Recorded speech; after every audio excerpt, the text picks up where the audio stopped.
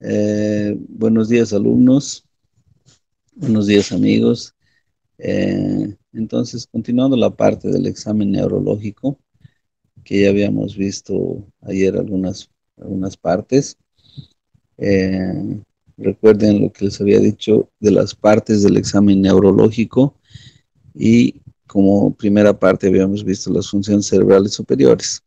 Y recuerden también que la pregunta del examen será cuáles son las partes del examen neurológico, cuáles son las partes de la primera parte, que son las funciones cerebrales superiores. Entonces, para continuar de una manera breve y reforzar lo que ustedes ya saben de semiología neurológica, vamos a hacer en esta oportunidad los pares craneales y el resto de las cosas. Los pares craneales, entonces, como ya saben por anatomía, son estos, ¿no? Son el número de 12 y se los ha agrupado de cierta manera para el examen neurológico de una forma didáctica, ¿no? Esta que ustedes ven la anatomía con los diferentes pares craneales, lo que se llaman los pares bajos, y bueno, aquella parte ustedes ya conocen. Entonces, en la segunda parte del examen neurológico, que son los pares craneales, vamos a examinar uno por uno a ellos.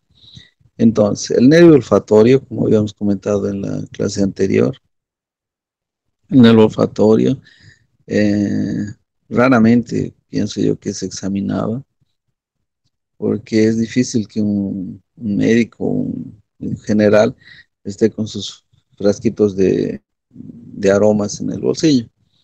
Pero con esta pandemia del COVID-19, eso ha tomado una nueva dimensión y ahora será obligatorio para nosotros examinar el nervio olfatorio, porque ya sabemos que la anosmia, que es la alteración de que se pierde este sentido de la olfacción, es un dato importante, pronóstico y de pronóstico en el COVID-19. Bueno, el nervio olfatorio entonces eh, se examina cada narina por separado, los ojos deben estar cerrados y las sustancias deben ser no irritantes. Eso quiere decir que no vamos a hacerle oler al paciente, por ejemplo, formol, digamos, ¿no? Que lo irrite, que le haga lagrimear, etcétera, ¿no? Tienen que ser sustancias no irritantes con un aroma suave, café, esos serían los más comunes. Eh, la olfacción normal, bueno, queda como normal, y las alteraciones son la anosmia, la parosmia, puede haber alucinaciones olfatorias sin daño neurológico en trastornos psiquiátricos y algunas crisis psicosensoriales eh, epilépticas pueden cursar con alteraciones del sentido del olfato, ¿no? El nervio olfatorio, entonces, también es bueno examinarlo en posoperados de fosa anterior, donde el procedimiento neuroquirúrgico debe retraer el cerebro, el cerebro y a veces se llega a romper el nervio olfatorio porque es uno de los nervios más frágiles. Existe, es apenas una lámina que está en la parte de la base del cerebral frontal, ¿ya? Entonces en el olfatorio no hay mucho más secreto. Es cada narina por separado, como ustedes ya han debido estudiar en semiología, ojos cerrados y sustancias no irritantes. Ok, pasamos entonces al nervio óptico. El nervio óptico es un sistema complejo de que nos permite ver la imagen ya a nivel cerebral. Todo, esta, eh, todo este circuito tiene que estar adecuado, tiene que estar bien, ¿ok? ¿Y qué cosas vamos a examinar eh, en el nervio óptico? Vamos a utilizar la agudeza visual. La agudeza visual generalmente y debería hacerse a una cierta distancia con la cartilla de Snell, que es la cartilla aquella que nosotros conocemos que usan los oftalmólogos. Lógicamente, nosotros en una sala o en un consultorio probablemente no tengamos esa cartilla de Snell ni la distancia adecuada para usarla. Pero la agudeza visual se puede hacer mediante cuenta dedos, por ejemplo, o haciéndole leer alguna cosa al paciente, siempre y cuando tenga escolaridad suficiente para hacerlo. Para hacerle cuenta dedos hay que tapar un ojo y hacerle contar los dedos a una distancia prudente, ir aumentando la distancia y él deberá ver cuántos dedos, él tendrá que decirnos cuántos dedos tiene, cuántos dedos se le está mostrando. Lógicamente para eso tienen que tapar el ojo contralateral sin hacer mucha presión, porque si hacen mucha presión, cuando cambien de ojo al examinar, el ojo que estaba presionado no va a ver, va a estar todo borroso. Ya tienen que tener ese cuidado. El campo visual, el campo visual se examina con, también con una campana, digamos así, que es específica para campimetría, que hacen que tienen los oftalmólogos, pero de una forma práctica, nosotros nos vamos a posicionar frente al paciente, vamos a posicionar frente al paciente, vamos a pedirle a él que nos mire los ojos directamente y que no mueva la mirada y vamos a extender los brazos y movimentar los dedos y él nos tendrá que decir eh, si estamos moviendo el del lado derecho o estamos moviendo el del lado izquierdo, repitiéndoles que él tiene que estar con mirando directamente a nuestros ojos, ¿ok? El fondo de ojo, el fondo de ojo en negro, lo que más nos interesa es ver papiledema, ¿no? O sea, si la papila, que es esta estructura aquí, tiene señales de edema que nos demuestran que podría haber una hipertensión intracraneana. La técnica para hacerlo es esto. Lógicamente necesitamos un oftalmoscopio y la técnica es mano derecha del examinador, ojo derecho del examinador y ojo derecho del paciente. Para examinar el otro será mano izquierda, ojo izquierdo del examinador y ojo izquierdo del paciente. Porque si no hacen esto y examinan con su mano derecha y el ojo derecho, el ojo izquierdo del paciente, se van a golpear directamente de frente con él. Estas tres cosas las vamos a hacer también en la práctica, pero ya tienen que memorizar lo que tienen que buscar: agudeza visual, campo visual y fondo de ojo. De una manera práctica, el, el, el examen neurológico ha reunido estos tres pares craneales para ser examinados juntos. El tercer par, que es el motor ocular común, el cuarto, que es el patético troclear, y el sexto, que es el motor ocular externo. ¿Ok? Las relaciones anatómicas, funciones de cada uno de estos, ustedes ya las saben, las dominan. Entonces aquí vamos a ver qué cosas nosotros tenemos que examinar juntando estos tres de una forma más práctica, ¿no? Entonces, primero, que esos tres pares craneales los tenemos que examinar para saber los movimientos extraoculares, ¿no? Esto se hace con el paciente frente a nosotros, pidiéndole que lleve la mirada sin mover la cabeza para arriba, para abajo, para un lado y para el otro, ¿ok? Tiene que fijar usted la cabeza con la mano izquierda para que no haya la posibilidad de que él mueva la cabeza y nos confunda, ¿ok? Después se debe examinar los movimientos de un ojo, ¿ok? Solamente de un ojo, y así la maniobra estará completa, de un ojo y de los dos ojos, unicular y biocular. Y al mismo tiempo, en este par craneal, se debe examinar los reflejos pupilares, ¿no? Que son dos. reflejo fotomotor y consensual. Y lógicamente debe describirse si las pupilas están isocóricas, anisocóricas o discóricas. Trabajo para la casa será que me digan qué es una pupila discórica y en qué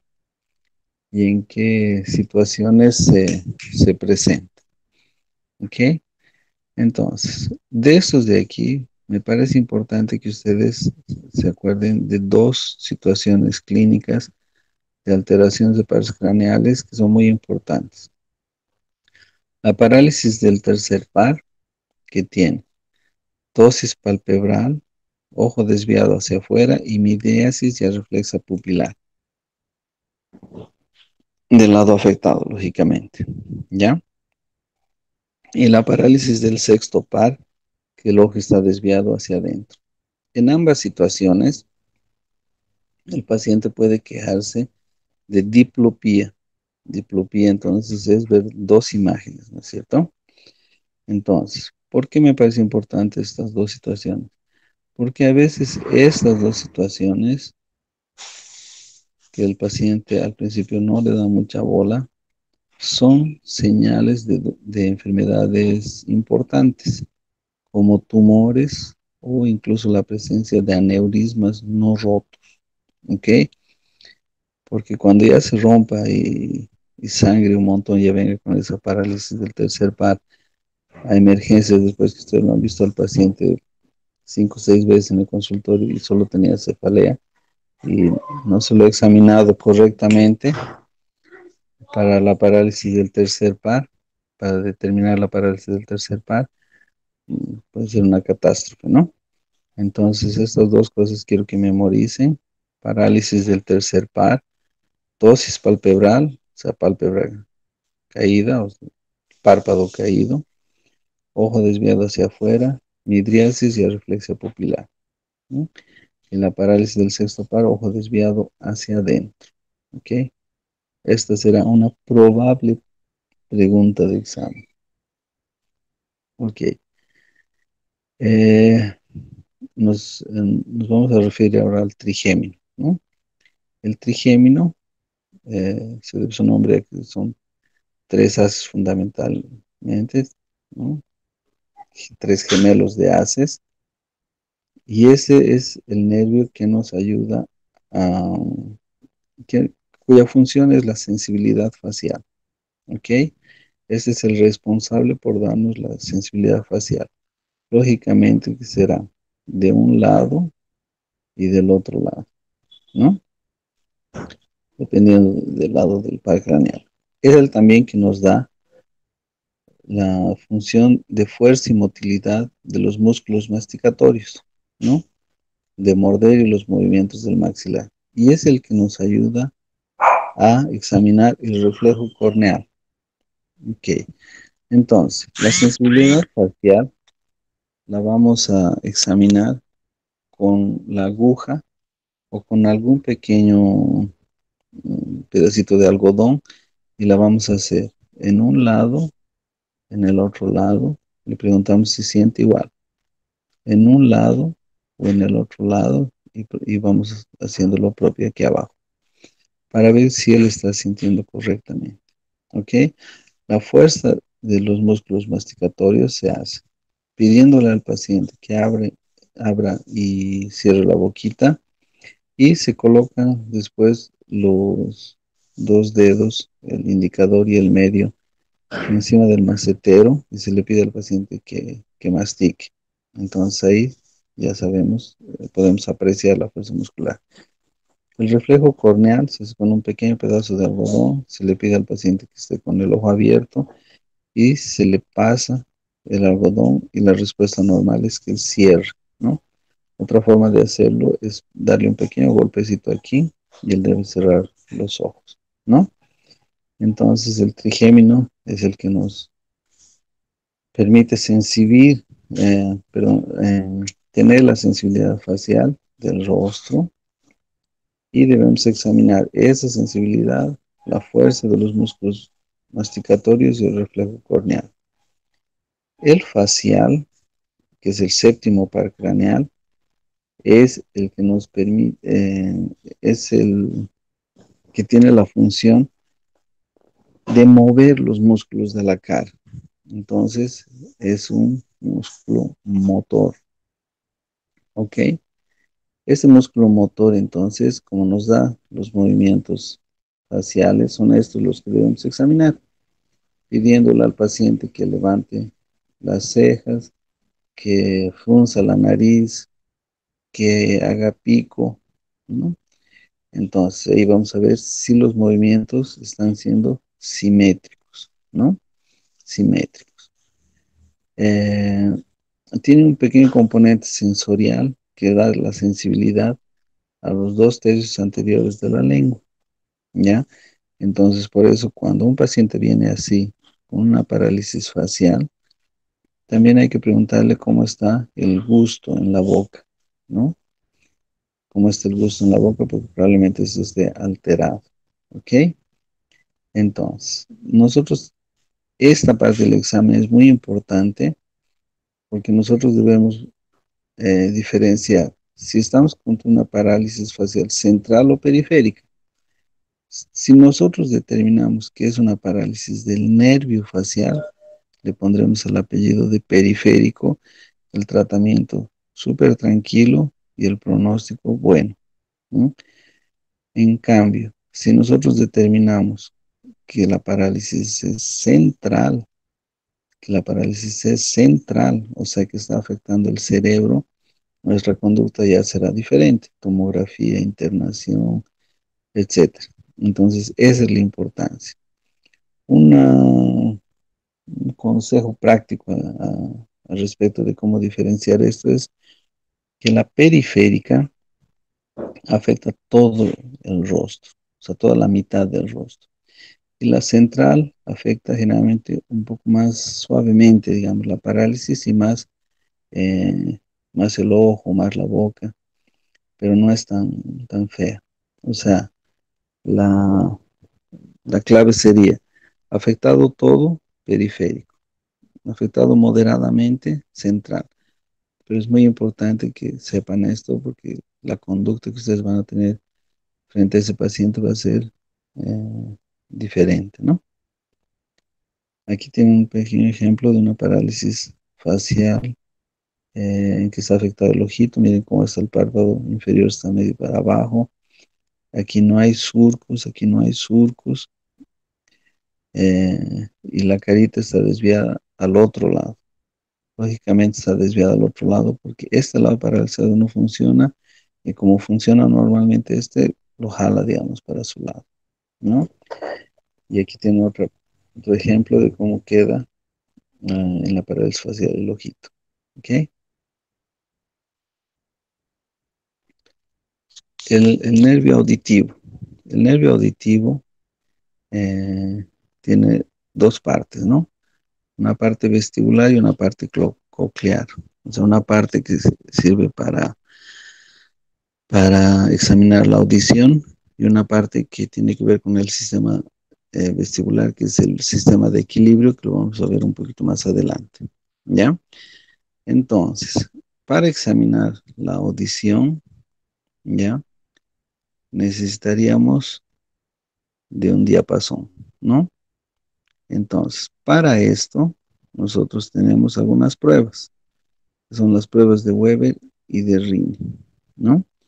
Entonces, estas pruebas con el diapasón a nosotros nos llevan a la conclusión si la hipoacusia o la sordera total es conductiva o es neurosensorial, ¿ok? Estas pruebas me imagino que ya las han visto en semiología, y las vamos a repasar después en otro tema, pero en una forma práctica, ¿cómo es que se mide la agudeza auditiva? ¿No? La agudeza auditiva se hace frotando los dedos en la boca del oído, digamos, en la puerta del conducto auditivo externo y preguntarle al paciente si escucha bien, ¿no? Y compararla con la nuestra, que es siempre en semiología se usa mucho ese recurso de comparar lo que el paciente tiene con lo que nosotros tenemos, ¿no? Entonces se hace eso en un lado y se hace eso en el otro lado. Se escucha bien de los dos lados, se escucha igual de los dos lados, o se siente alguna diferencia en ese sentido.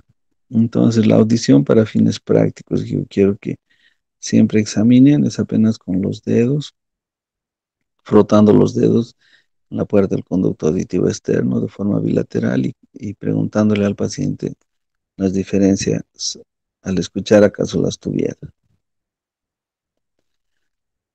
Ok, el noveno y el décimo, el glosofaringio y el neumogástrico, son sistemas bastante complejos y con muchas relaciones centrales y periféricas, ¿no? Entonces, para fines prácticos, también los hemos unido los dos. Estaría totalmente correcto que ustedes puedan describir los dos nervios juntos. Y para eso, memorizar que tienen que examinar algunas cosas. Tiene que examinar el velo del paladar. Este examen del velo del paladar se hace con la misma técnica cuando se examina garganta en general. Se le pide al paciente que abra la boca, que saque la lengua, se le pone el palito, se baja la lengua y se le pide al paciente que diga A.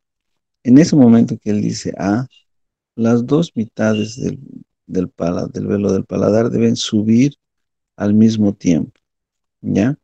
Entonces, ¿qué puede acontecer? Que suba una y no suba la otra.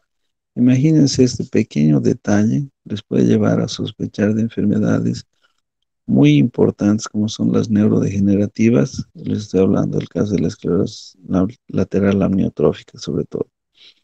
Este puede ser un signo precoz de esa enfermedad.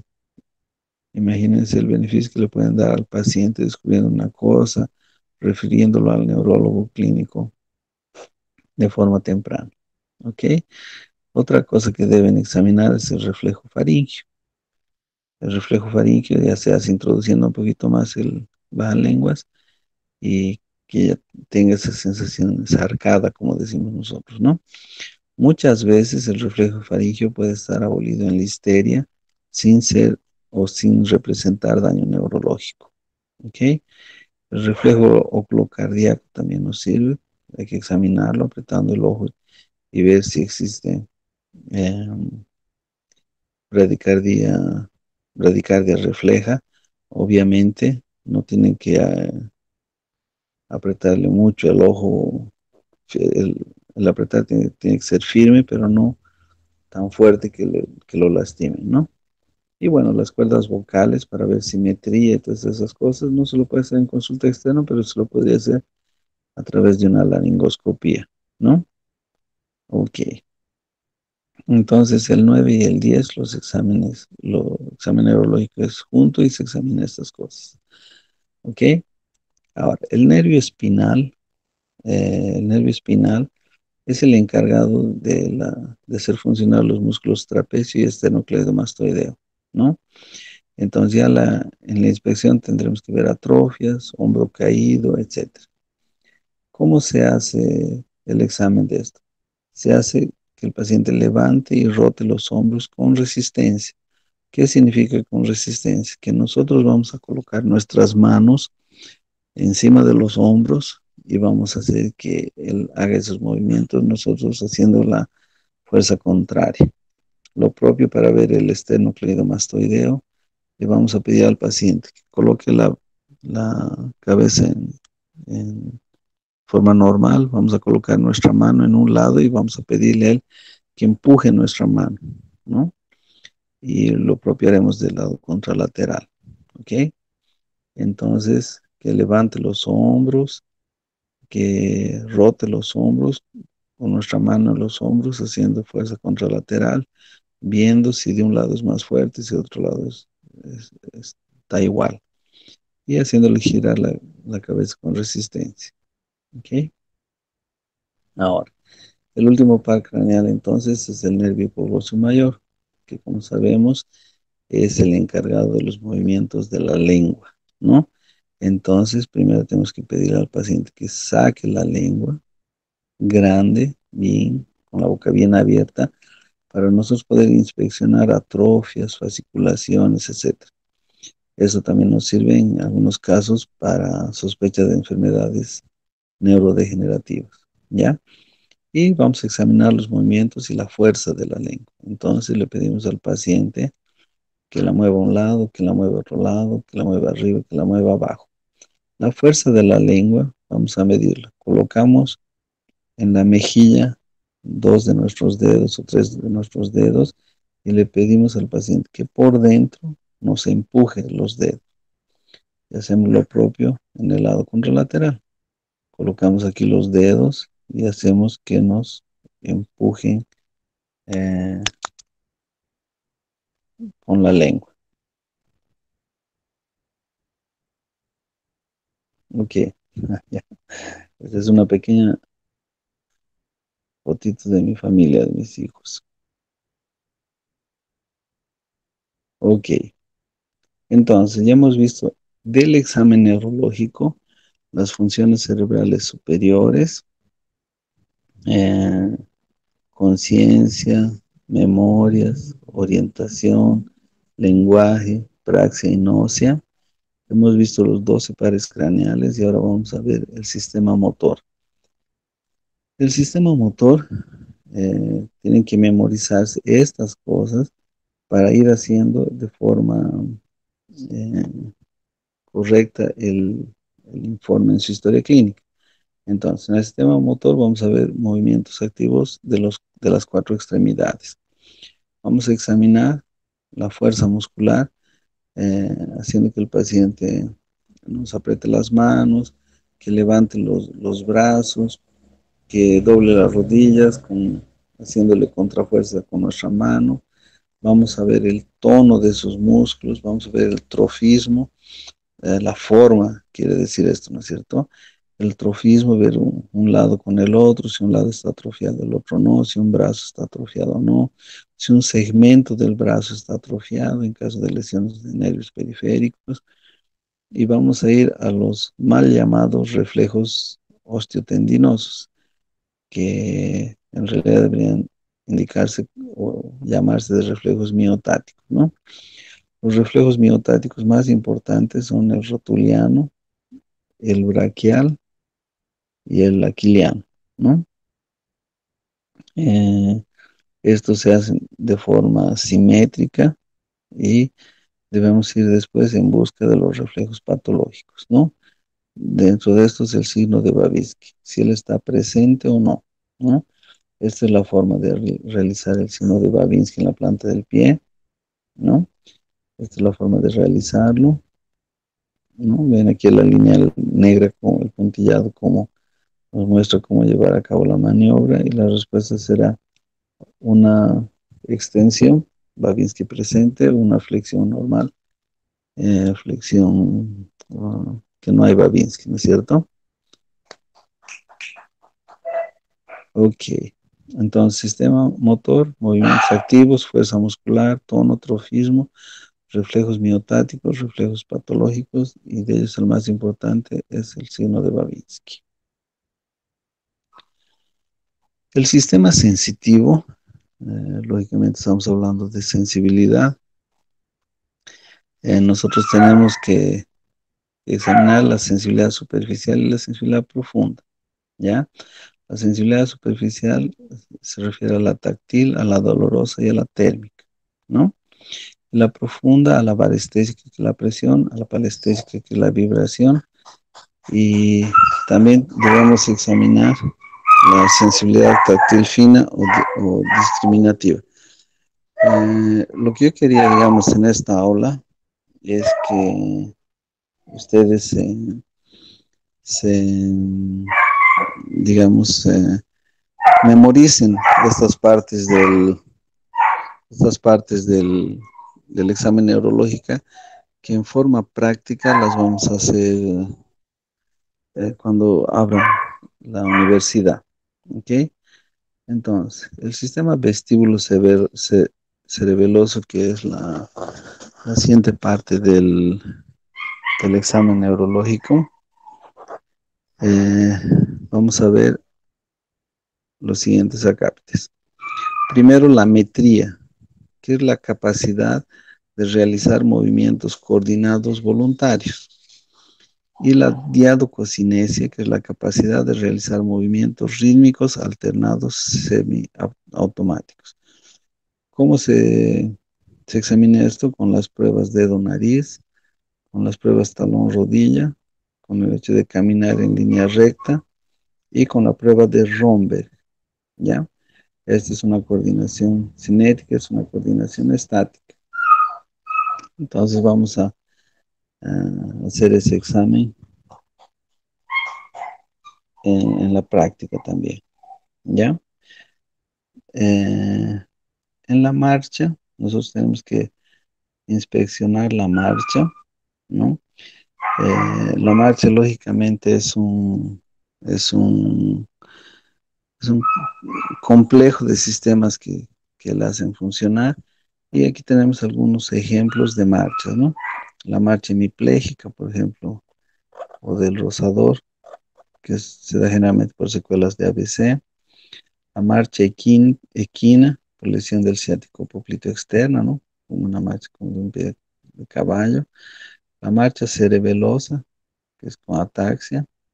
La marcha en tijeras, por una paraparesia espástica. La marcha propulsiva de pasos cortos, con el tronco hacia adelante, con el Parkinson. ¿Ok? Y por último están, para describirse los signos meningios, en que están la rigidez de nuca, perdón, la rigidez de nuca, el signo de Brunzinski y el signo de Kern. ¿Ok? Signos meningios sobre todo, para descubrir o estar orientados al respecto de meningitis o de hemorragia subaracnoidea, que son dos situaciones clínicas muy, muy importantes. ¿Ya? El signo de Brunzinski está aquí, ¿no? En el que ustedes van a echarlo al paciente primero, van a flexionar la cabeza, ¿ok? Y él como respuesta para ser positivo debe flexionar las rodillas, ¿ya? Y el signo de Kearney, igualmente lo echan al paciente, se le hacen flexionar primero todo el miembro sobre el abdomen y después la pierna de extensión sobre el músculo, sobre el muslo, ¿no? Y la respuesta positiva nos indica que hay Kernin positivo, Brunzinski positivo y en este caso con seguridad habrá rigidez de nuca también positiva. Por último tenemos control de esfínteres, ¿no? El control de esfínteres nosotros tenemos que examinarlo para determinar si la lesión es central, o sea, cerebro, o si la lesión es periférica, por ejemplo, de los nervios que controlan la liberación de los esfínteres, ¿no? Entonces, con esto habríamos acabado la semiología neurológica. Les voy a disponibilizar los slides para que ustedes puedan por lo menos memorizar de cada slide las cosas que deben aprender, para que en la práctica, así que se abra la universidad, realicemos el examen neurológico en una primera fase entre nosotros y en una segunda fase con los pacientes para que se les quede grabado. Entonces vamos a combinar en la próxima semana o martes o miércoles para tener un horario en el que podamos reunirnos para tratar de quitar las dudas que ustedes tengan. Eso sería todo en relación a esta aula dividida en dos de examen neurológico. Muchísimas gracias.